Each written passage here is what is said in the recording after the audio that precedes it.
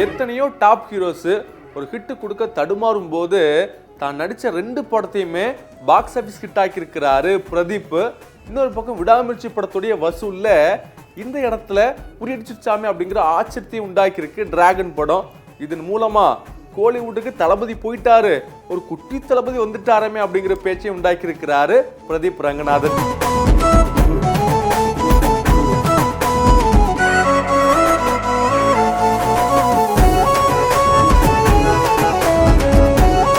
என்னப்பா இது, புது வருஷம் பிறந்துருச்சு, தமிழ் சினிமாவில் ஒரு பெரிய பிளாக் பஸ்டர் படம் வரவே இல்லையா அப்படின்னு நம்மலாம் அப்படியே ஆசையை காத்துக்கிட்டு இருக்கும்போது, ஏன் இதெல்லாம் பெரிய ஹிட்ஸ் கூட தான் கேட்பீங்களா, நான் இருக்கீங்களா அப்படின்னு ஒரு தரமான ஹிட்டை கொடுத்துருக்கிறாரு பிரதீப் ரங்கநாதன். எல்லாருக்குமே தெரியும், ஏஜிஎஸ் தயாரிப்புல கடந்த ஆண்டு வந்த படம் தான் கோட் படம். அந்த படம் கிட்டத்தட்ட 455 கோடியே ஈட்டுச்சு. அந்த வகையில தான் இந்த வருஷம் ஏஜிஎஸ் தயாரிப்புல இறங்கின படம் தான் டிராகன் படம்.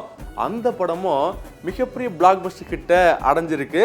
இந்த படத்தை அஸ்வத் மாரிமுத்து இயக்கியிருந்தாரு பிரதீப் ரங்கநாதன், காயடு லோகர், KS ரவிக்குமார், கௌதம் மேனன் அப்படின்னு ஏகப்பட்ட ஆட்கள் இந்த படத்தில் நடிச்சிருந்தாங்க. இந்த படம் தியேட்டர்ல ஒரு மிகப்பெரிய பிளாஸ்டா அமைஞ்சிச்சு. அதன் காரணமாக அப்படி இளைஞர்கள்லாம் கொத்து கொத்தா படத்துக்கு வந்தாங்க. இவருடைய போன படமான லவ் டுடே படத்துக்கும் இதே ஃபார்முலா தான் ஒர்க் அவுட் ஆச்சு. பார்த்தீங்கன்னா யங்ஸ்டர்ஸ் எல்லாம் வந்தாங்க. ஃபர்ஸ்ட் படம் அப்படின்னு தெரியாத அளவுக்கு அவரும் சூப்பராக நடிச்சிருந்தாரு. அதன் காரணமாக அந்த படம் 100 கோடி, இந்த படம் ரிலீஸ் ஆகி 1 மாதம் ஆகாது. இந்த சூழல்ல அதுக்குள்ள 100 கோடி அப்படின்னு ஒரு பரபரப்பை கிளப்பியிருக்கிறாரு பிரதீப். இந்த வசூல அந்த படத்துடைய தயாரிப்பாளர் அவங்களே அதிகாரப்பூர்வமாக எக்ஸ் தளத்தில் போட்டிருக்கிறாங்க.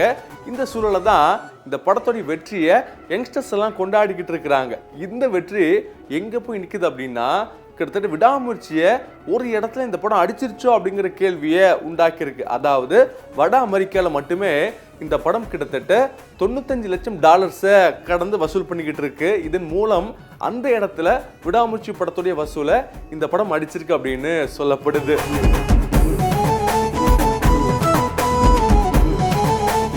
இதெல்லாம் வச்சு பார்க்கச்சுல டாக்டரு, டான் அப்படின்னு அடுத்தடுத்த படங்கள்ல 100 கோடி வசூல் கொடுத்தாரு SK. அதுக்கப்புறமா தான் அமரன் வந்துச்சு, 300 கோடிக்கு மேல வசூல் பண்ணிச்சு இல்லையா. ஸோ அதே ஃபார்முலால பிரதீப்பும் 100 கோடியா கொடுத்துக்கிட்டு இருக்கிறாரு. ஸோ அடுத்து மிகப்பெரிய இடத்துக்கு அவரும் வரப்போறாரா அப்படின்னு பல பேருடைய வாயால வார்த்தைகள்லாம் வந்துகிட்டு இருக்கு. குறிப்பா தளபதி போயிட்டாரப்பா, அப்போ அடுத்த தளபதியா ஒருவேளை SK இருப்பார்லாம் சொல்லிக்கிட்டு இருக்கிறாங்க. அப்போ அடுத்த தளபதி SK அப்படின்னா குட்டி தளபதி பிரதீப்பா, இல்லைன்னா அடுத்த SK இவரா அப்படின்னு பல பேர் சோஷியல் மீடியாவில் பேசிக்கிட்டு இருக்கிறாங்க.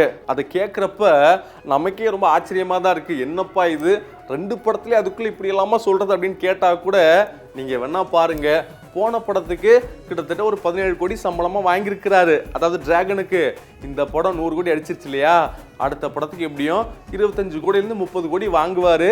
அந்த படம் வெற்றி ஆயிடுச்சு அப்படின்னா கொஞ்சம் கொஞ்சமாக கூட்டிகிட்டு போயிடுவார். இப்படி தானப்பா ஸ்டார்ஸ் எல்லாம் வந்துக்கிட்டு இருக்கிறாங்க அப்படின்னு சொல்லிக்கிட்டு இருக்கிறாங்க சினி வட்டாரங்கள்.